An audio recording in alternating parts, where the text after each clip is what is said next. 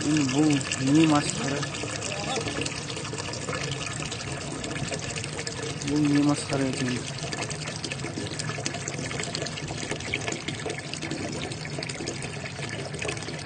Қызылорда қаласы Тасбөгет кенті.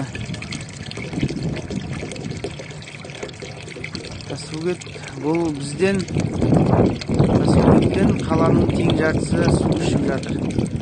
Біздің суымыз мінекей осындай.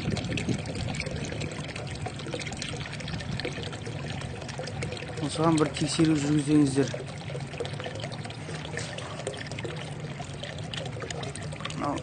Былайша аппақ су ағып жатқан сияқты, бірақ